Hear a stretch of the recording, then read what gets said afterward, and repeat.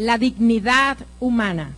Y yo quería hacer referencia en principio a uno de los videoconferencistas de la Cumbre Global de Liderazgo 2019, en donde se presenta la oportunidad de que nosotros tengamos contacto al mismo tiempo con muchas partes del mundo, con esas experiencias en otras naciones, porque muchas veces nosotros vemos nuestra nación y decimos, aquí cayó toda la maldición de las tinieblas. Aquí como que estamos viviendo el peor de los estados de la condición humana. Y cuando vas a esos sitios y tienes contacto con esos otros hombres y mujeres de Dios, te das cuenta que hay rayas por allá también. Y te das cuenta que hay situaciones y desafíos, hay retos de parte de los hombres y mujeres que conforman la iglesia y que tienen que seguir fluyendo en este mundo. Este hombre se llama Rajan Singh. Y el punto claro es que él, de manera sintética, por decirlo de alguna manera, o sencilla, él habló del desafío de sanar este mundo de la corrupción. Y dijo que había una cura. ¿Cuántos quisieran que esa cura se esparciera y fluyera en nuestra nación? Los que tenemos fe y los que tenemos vínculo y conexión con el cielo, tenemos esperanza. Predicamos esperanza. Y este hombre dijo que esta tierra corrompida necesita de líderes interesados, íntegros y honestos, que estén dispuestos a mantener esa condición para ministrar honestidad en donde hay corrupción. Él dijo, sí se puede, es un contador público. Y haciendo los trabajos que ustedes saben en las cuentas no se quejan, las cuentas no gritan, las cuentas no protestan. Eso no lo dijo él, eso lo estoy diciendo yo. Los que saben a nivel administrativo, sabemos que parece más sencillo manejar las cuentas, pero a veces es mucho más delicado por las demandas que el sistema hace a que tú actúes y hagas cosas que como hijo de Dios no estamos dispuestos a hacer. Es como decir, él dijo, para poder ejercer un liderazgo íntegro, limpio, sano, necesitamos de seguidores limpios, íntegros, sanos. Ejemplo, tenemos a nuestros líderes en este ministerio, líderes íntegros, con tenacidad y firmeza a mantener la posición integral que Cristo ha dado al hombre desde el principio. Y ya vamos a dar una vista panorámica rápida de ese evento que aconteció y alteró la dignidad humana a un punto de llevarlo al extremo que estamos viendo. Cuando nosotros escudriñamos la palabra de Dios, esa panorámica nos va a presentar la condición. ¿Cuántos están dispuestos con honestidad e integridad a seguir haciendo las cosas que Dios nos ha demandado hacer, acompañando a nuestras autoridades en el ministerio? ¿Cuántos están dispuestos a activarse? Amén. Vamos a darle un aplauso al Señor entonces por una iglesia dispuesta, por una iglesia dinámica. Amén. Y podemos ver entonces que en el principio, cuando Dios crea al hombre, ¿usted cree que lo creó así como lo vemos hoy? He ejemplificado todos estos estudios que hemos venido haciendo con las epístolas que estudiamos este año, 2019, estudiamos Efesios durante 6 meses, llevamos un trimestre estudiando Colosenses. Y allí hemos estado viendo la posición de la iglesia en este mundo y también hemos estado viendo la posición de Cristo en la iglesia, el papel de Cristo en la iglesia. Pero también hemos estudiado las alertas, las alarmas que la palabra de Dios nos da sobre esas manifestaciones o prácticas que constituyen un peligro para nuestra doctrina, que es el fundamento correcto sobre el cual se edifica la iglesia. Se habló recientemente de un tema sobre la iglesia emergente. Y llegar a este nivel es haber alcanzado un alto nivel de madurez para hablar temas como estos en la iglesia. Entonces, usted y yo debemos tener claridad para no ser engañados. Cuando Dios puso a Adán en el Edén, quiero que sepa que el Edén no es ese jardincito que nosotros imaginamos. Un Edén, nosotros nos hacemos esa imagen limitada, humana, de un jardín donde se plantó un huerto y allí se colocó al hombre. El Edén era el punto de unión, de conexión de la tierra con el cielo. Eso es espiritualmente el Edén. Y Dios establece un huerto. Estamos hablando ahora conectados a lo espiritual. Un sitio de conexión de la tierra con el cielo. Y lo coloca allí y le dice: aquí están, yo he plantado todos estos árboles, de todos puedes comer, pero también allí estaba el árbol de la vida y el árbol de la ciencia del bien y del mal. Y Jehová le dijo a Adán, oiga bien, no se lo dijo a Eva, o a quien nosotros conocemos como Eva, se lo dijo a Adán: de todo árbol pueden comer, porque eran árboles agradables a la vista y buenos para comer, pero ustedes no pueden comer de uno solo que está plantado allí en el centro. Habían dos árboles en el centro, el árbol de la vida y el árbol de la ciencia, que es el del conocimiento del bien y del mal. Le dijo: no pueden comer de ese árbol. Y nosotros siempre hablamos y decimos: oye, pero el problema fue que desobedeció. Le dijo: ustedes, en este caso le habló al hombre, tú no comas, porque si comes, morirás. El hombre, ya en el huerto, después de dicho esto al hombre, oiga bien, es que Jehová crea la mujer.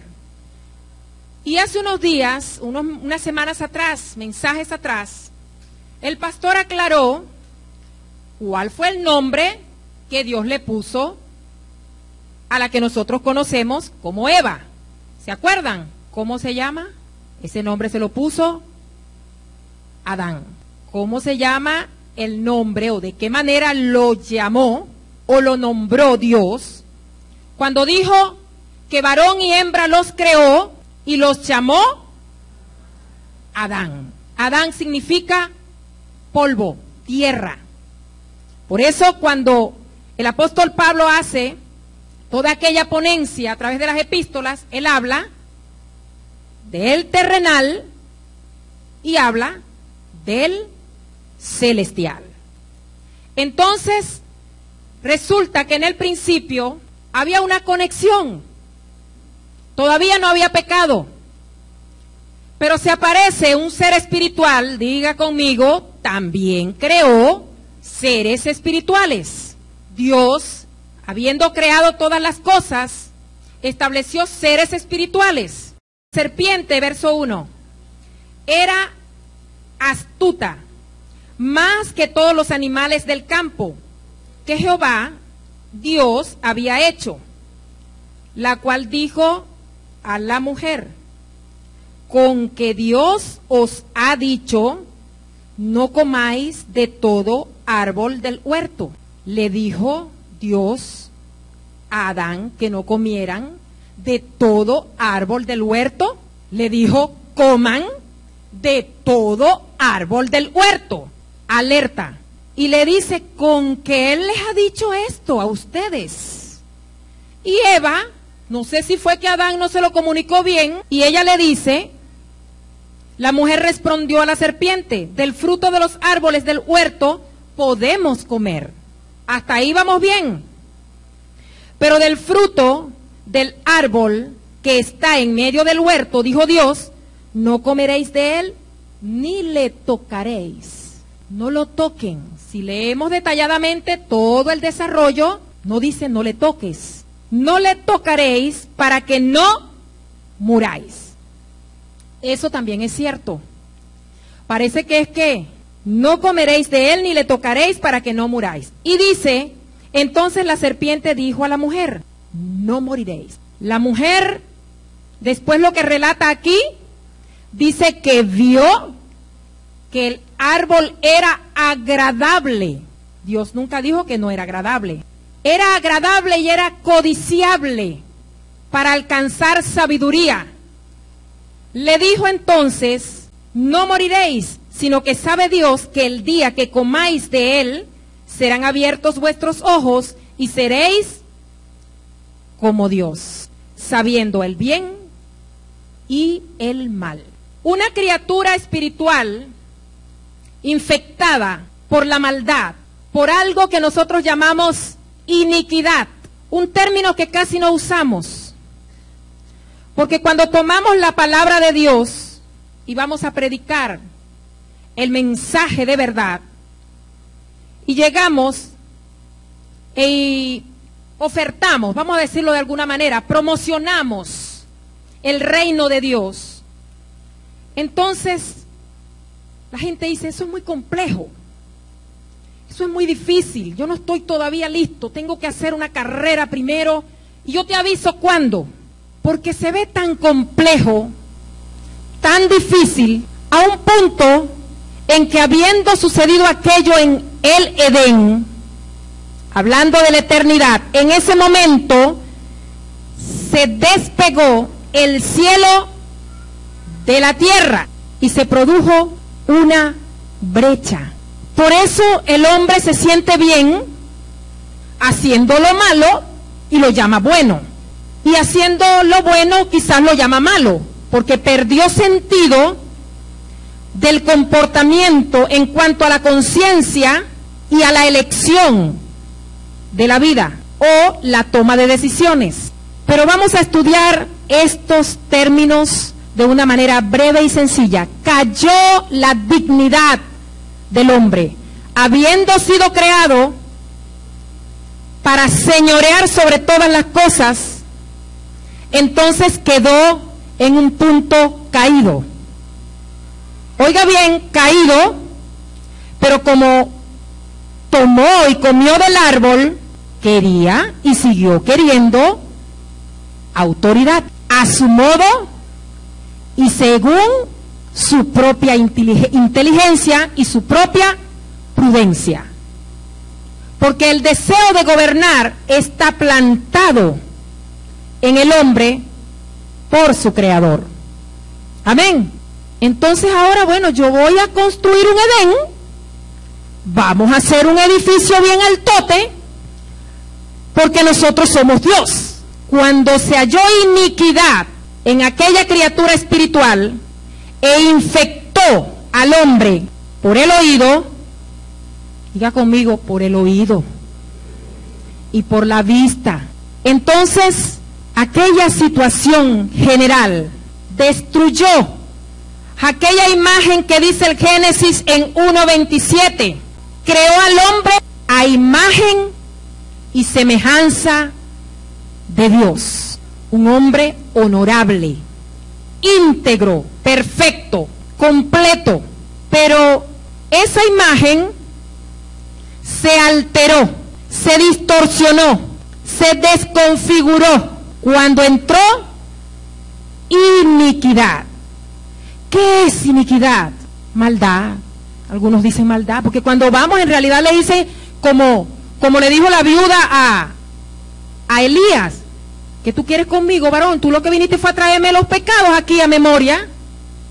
Ahí vienen esos evangélicos que quieren entrar a la casa y quieren que le abramos la casa, las puertas, para predicar, y ahí viene la licenciada Glenis otra vez a hablar la palabra. Es que con eso Resulta que es que esto es más poderoso que el eco, que un equipo de resonancia magnética, que un tomógrafo, para diagnosticar la condición del ser humano. A través del espíritu del autor de esta palabra podemos desnudar nuestra propia condición. Diga, eso es conmigo y conmigo también. Ay, yo no tengo iniquidad.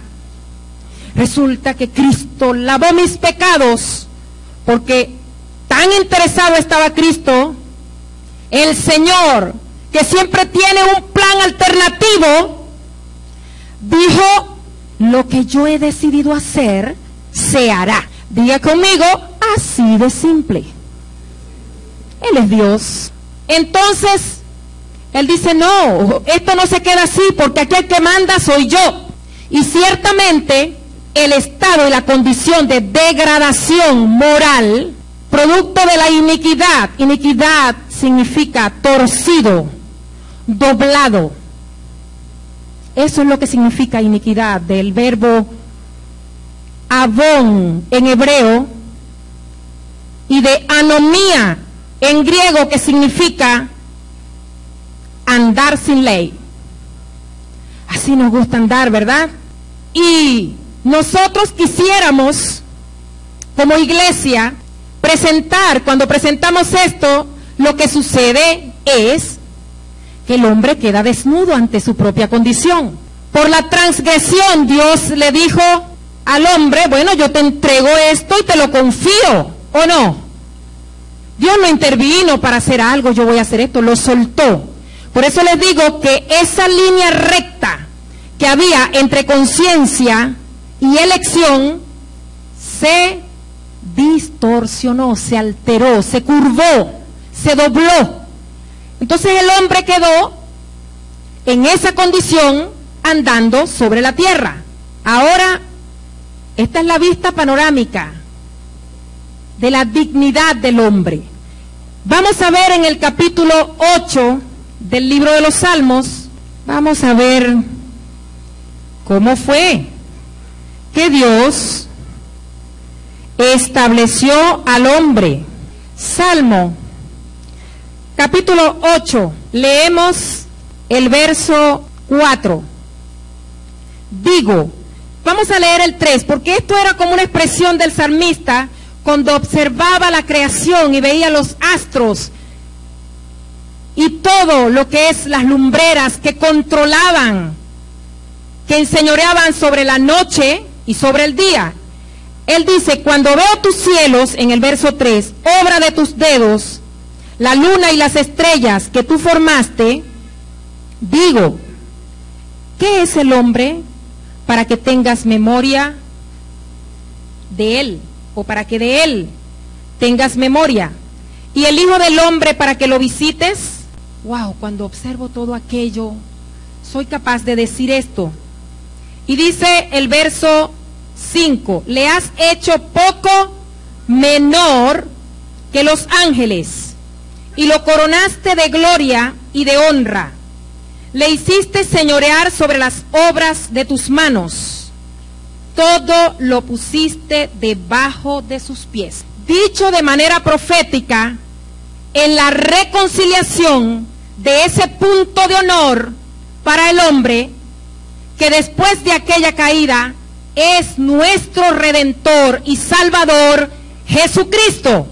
Gracias a Dios por Jesucristo.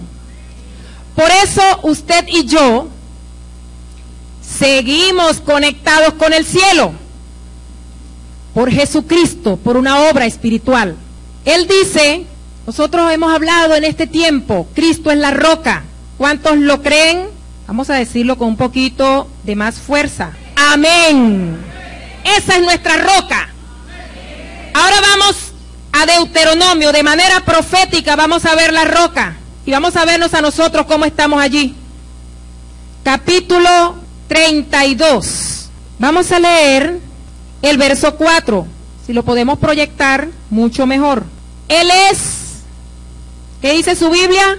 Él es la roca, cuya obra es perfecta, no está torcida, no está desalineada ni curva, porque todos sus caminos son, diga conmigo, rectitud.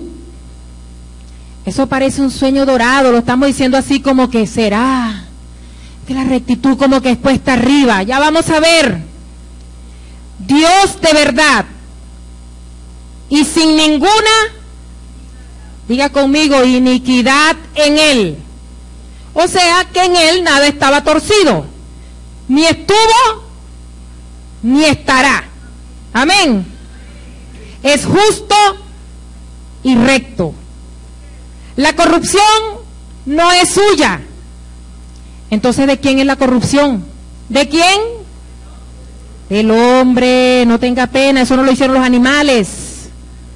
Eso lo hizo el hombre cuando cayó, se contaminó por causa de otra figurita que aparece y que nosotros cuando vamos también la vamos nombrando pecado. Qué complejo este asunto, ¿vale? Pecado del verbo en hebreo katá, significa fallar o errar al blanco. Nada de lo que hagamos moralmente lo vamos a hacer bien por nuestra cuenta. ¿Sí vamos entendiendo? Por nuestra cuenta. Sin Cristo, por ahí dice un refrán, estamos fritos. Fíjate que dice el verso 5. La corrupción no es suya, de sus hijos es la mancha. La mancha, generación torcida y perversa. ¿De quién será esa mancha? Suya, mía. La mancha. ¿De quién será esa mancha? Dice, la corrupción no es suya. Dice, de sus hijos es la mancha.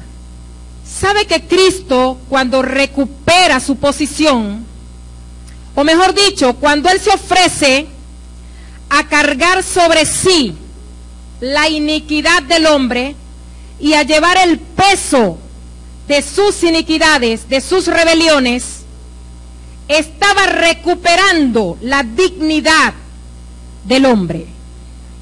Katá es errar o fallar al blanco. Entonces usted me pregunta, ¿y cuál es el blanco? ¿Cuál será ese blanco? Podemos decir sencillamente, Cristo es nuestro blanco. Pero Cristo lo dejó mejor explícito de la siguiente manera. ¿Puede proyectarme, por favor, Mateo, capítulo 22, 37 al 39? ¿Por qué usted cree que cuando vamos al mercado a comprar, Mateo capítulo 22, 37 al 39, ¿qué dice su Biblia? 22, dice de la siguiente manera: Jesús le dijo, amarás al Señor tu Dios con todo tu corazón, con toda tu alma y con toda tu mente. ¿Será que damos al blanco allí? Ese es el desafío. Los que están en el mundo, ¿será que están haciendo eso? De allá nos tomó el Señor, no estábamos dando en el blanco.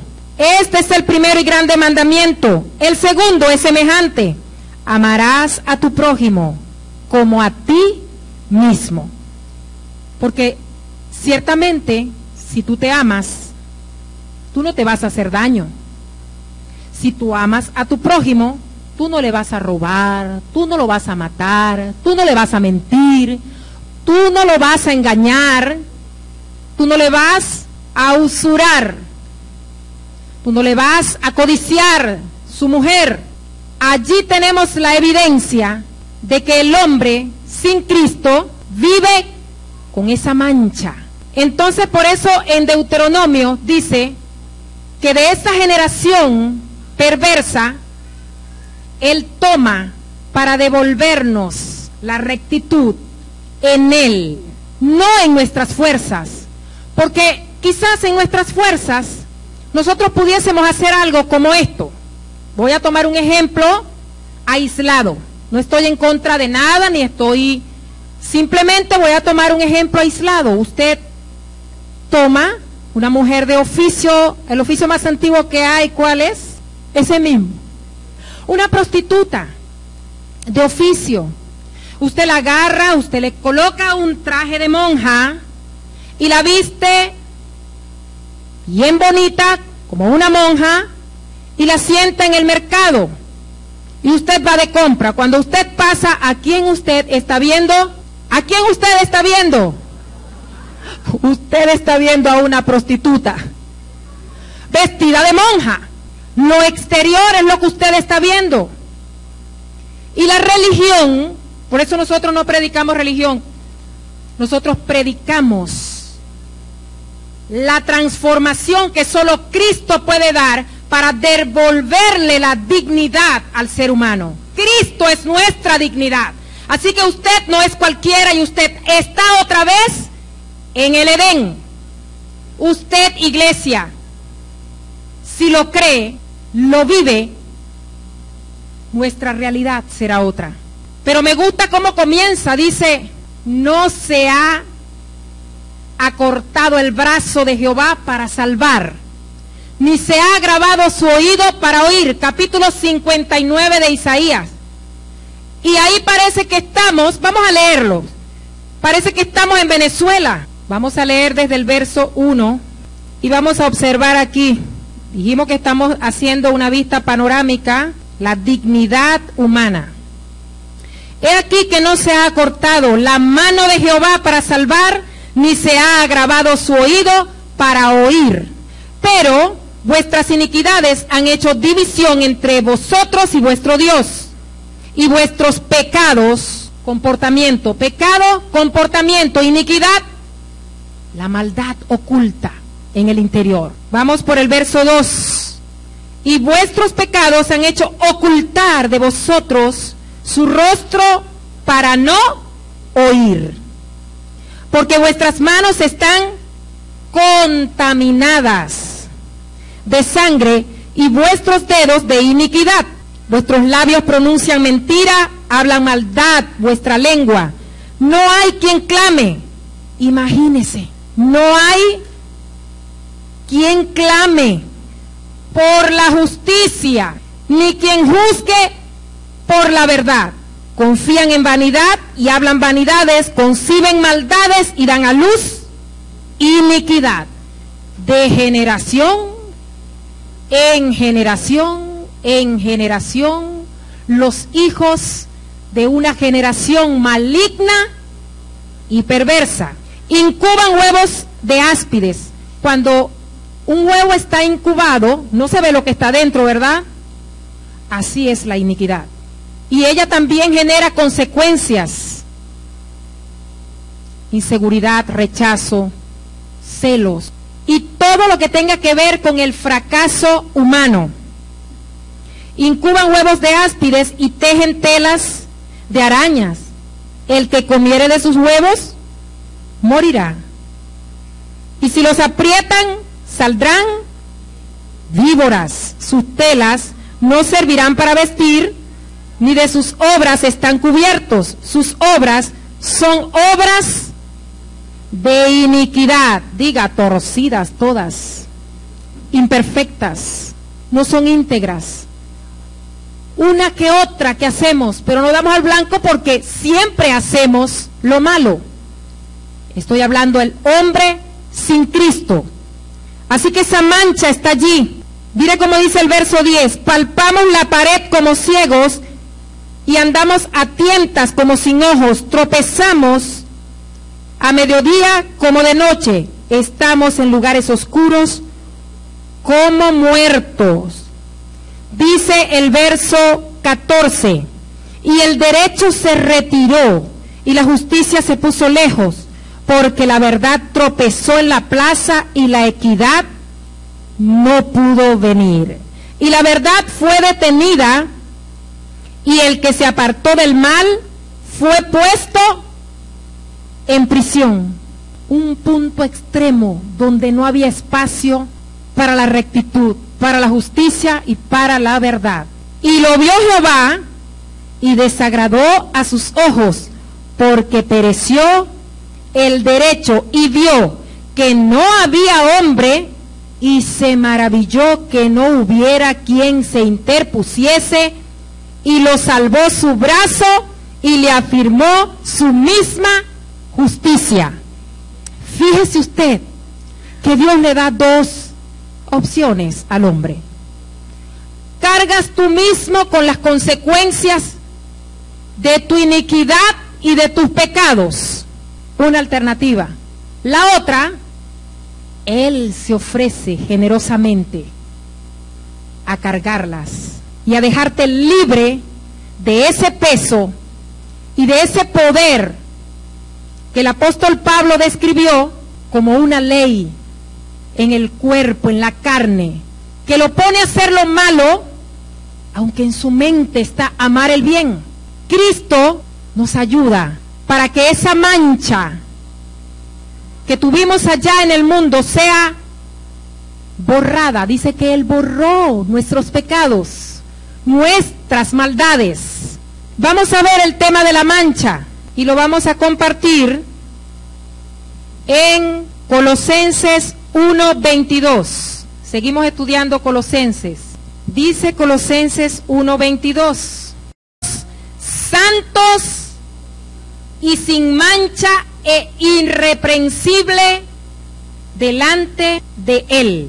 Él está interesado en borrar. Es una obra que Él voluntariamente decidió para darnos y devolvernos a nosotros la dignidad. Ahora lo podemos observar, esta obra, en su sangre y en el sacrificio expiatorio.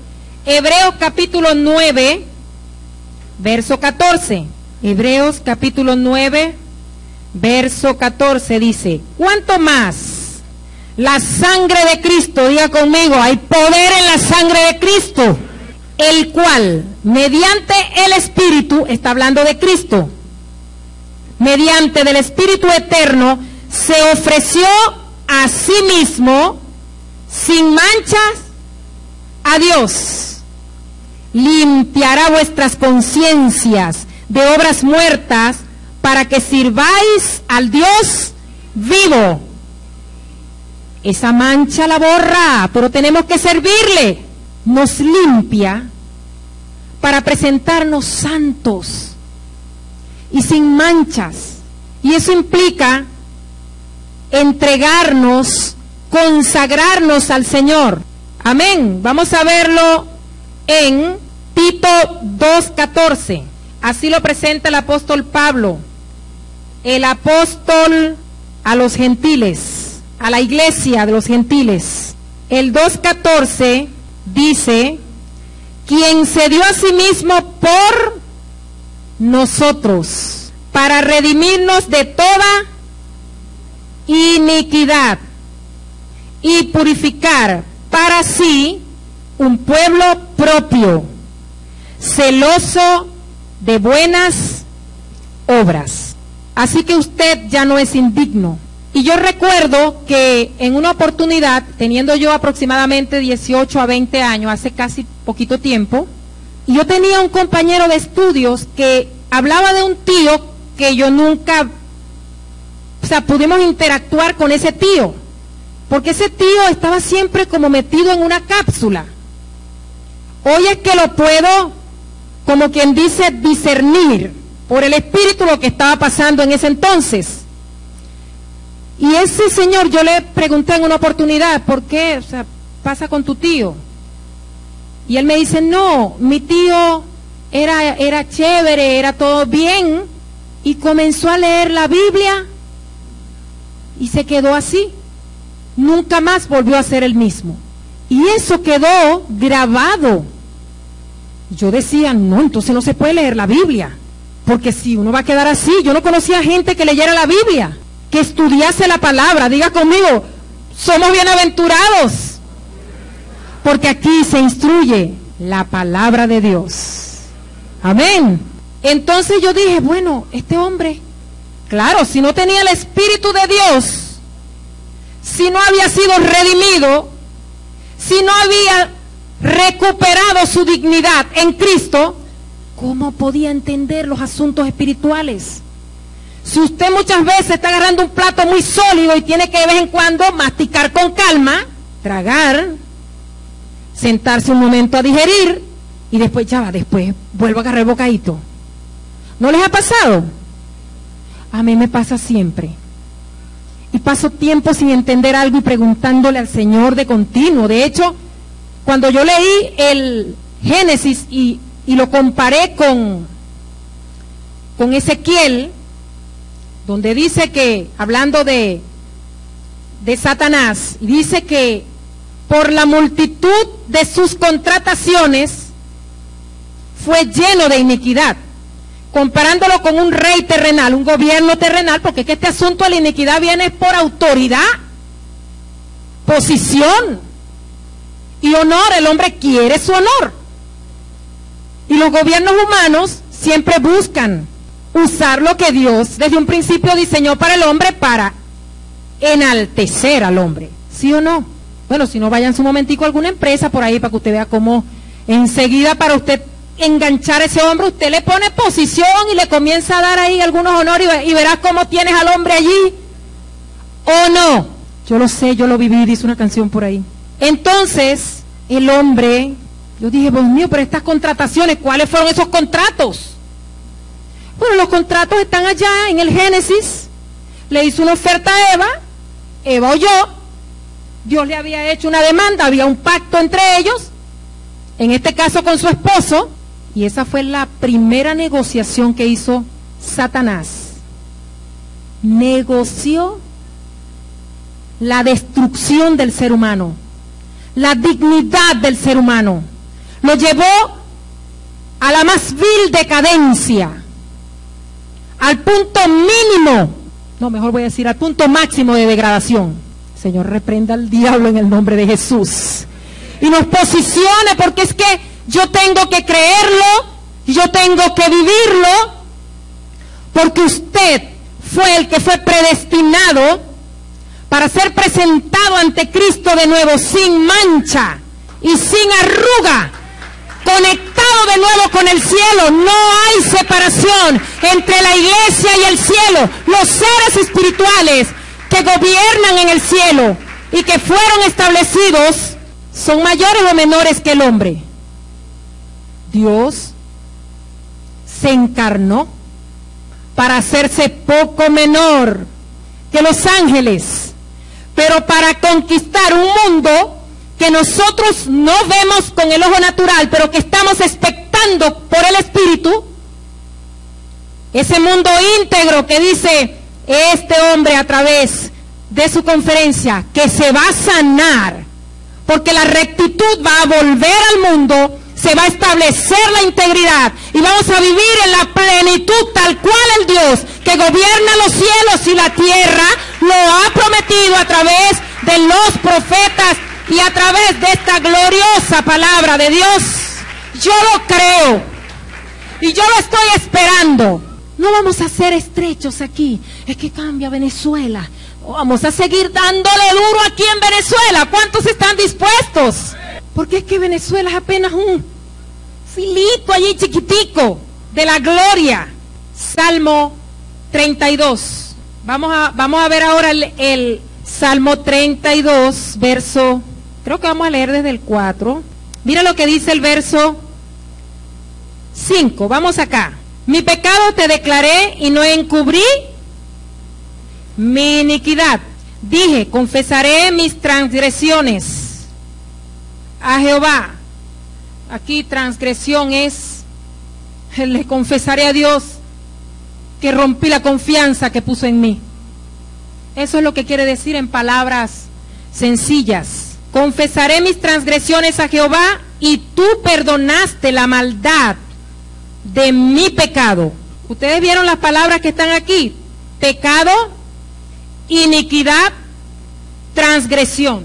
En Éxodo se ha estilado mucho tomar una palabra por un refrán que también se plasmó en la escritura y que tiene que ver con el tema de las maldiciones, porque ciertamente Satanás tomó todo el mal de las tinieblas y lo volcó sobre la humanidad. Ahora quiere tomar a la iglesia del lugar de restitución, llevarla a las tinieblas. Yo lo voy a repetir. Satanás tomó todo el mal concentrado en las tinieblas y lo volcó sobre la humanidad. Jesucristo hizo su trabajo y aquí estamos por Él, y ha habido iglesia de generación en generación. Amén. Él quiere tomarte a ti y me quiere tomar a mí, quiere sacarnos del lugar limpio, del lugar santo, para llevarnos otra vez a las tinieblas. ¿Ustedes creen que eso es así? Pero quiere hacer otra cosa. Quiere traerse las tinieblas y meterla dentro de la iglesia. Tampoco, dice el hermano Ricardo, no, Señor, no lo vamos a permitir. Por eso cada día nos capacitamos, nos preparamos con la palabra de Dios, porque esa roca en la cual estamos parados es firme, y ahí estamos, firmes, perfectos, completos en lo que Dios quiere. Amén. Éxodo 34. Y pasando Jehová por delante de él, es delante de Moisés, estableciendo allá el pacto, la ley. Y pasando Jehová delante de él, proclamó: Jehová, Jehová, fuerte, misericordioso y piadoso, tardo para la ira y grande en misericordia y verdad, que guarda misericordia a millares, que perdona la iniquidad, la rebelión y el pecado, que de ningún modo tendrá por inocente al malvado, que visita la iniquidad de los padres sobre los hijos y sobre los hijos de los hijos hasta la tercera y cuarta generación. Los judíos decían, tenían un refrán: nosotros nos comemos, los padres se comen las frutas agrias, ¿y qué más? Y los hijos tienen la dentera. Entonces yo cometí un pecado, yo hice una maldad, yo hice un pacto extraño, y mis hijos tienen que cargar con eso.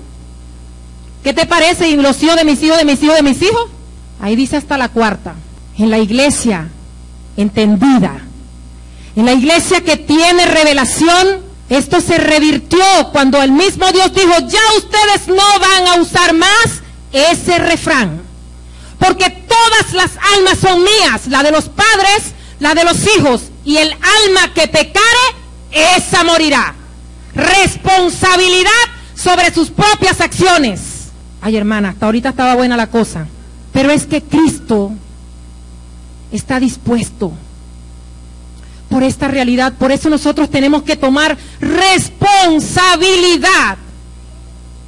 Cuando hacemos algo, cuando obramos de alguna manera, cuando sabemos que se está incubando iniquidad en nosotros, confesaré, te declaré mi pecado y tú lo perdonas. Qué maravilloso es tener esa fuente continua, no para andar pecando deliberadamente, ni para ponerme el traje de la monja y sentarme en el mercado, para que todo el que pase diga: oye, esta santa que está ahí sentada. Todos lidiamos con iniquidad, y tenemos que lidiar y tenemos que erradicar. 2 Corintios capítulo 7, verso 1. Diga amén, amén, y le damos un aplauso a la actitud de la iglesia, porque es que tenemos una responsabilidad. No se lo podemos dejar a Cristo, porque entonces eso sería tener por inmunda la sangre que Él derramó para limpiarnos y para purificarnos de toda maldad. Qué maravilloso es contar con un Dios que está dispuesto a seguir penetrando los estratos, los distintos estratos, para llevar la dignidad humana de nuevo a los hogares, al hombre que está extraviado. Este hombre dijo, este conferencista dijo: sí podemos. Estuvo a punto de perder un negocio extraordinario. Dijo: si hago lo último que me está pidiendo, pierdo el contrato. Y era multimillonario el contrato. Y el hombre no durmió. Wow, sudó Y además de consultar con la almohada, ¿consultó con quién, Meliber? Con su esposa. La esposa le dijo, ¿tú has vivido todo lo que has vivido? ¿Qué dijo Meliber? Has vivido siendo honrado. ¿Te vas a morir si no firmas ese contrato? ¡Wow! El hombre dijo, no lo firmo. Y fue, y con toda dignidad y posición en Cristo, le dijo, esto no lo puedo hacer. ¿Cuántos hacemos eso? Se puede curar una sociedad corrupta, descompuesta, dañada, contaminada, con integridad. Pero sin Cristo no lo vamos a lograr. Tenemos que tener un espíritu superior que nos ayude, que nos fortalezca, que nos determine en carácter y firmeza para decirle a lo malo no y caminar en la perfección, en la integridad que Cristo Jesús estableció para nosotros. Vamos a proyectar Romanos 8:29 para terminar. Romanos 8:29. Porque a los que antes conoció, diga, eso es conmigo. Porque a los que antes conoció, yo digo, eso es conmigo. También los predestinó para que fuesen hechos conforme a la imagen de su Hijo, para que Él sea el primogénito entre muchos hermanos. La imagen de su Hijo está en nosotros, pero usted y yo tenemos que trabajar en la purificación y en el resplandor de esa imagen. Qué bueno que siempre decimos, hay poder, poder, sin igual poder en la sangre que Él vertió. Sí, lo decimos, contentos. Y póngase de pie para que lo diga conmigo.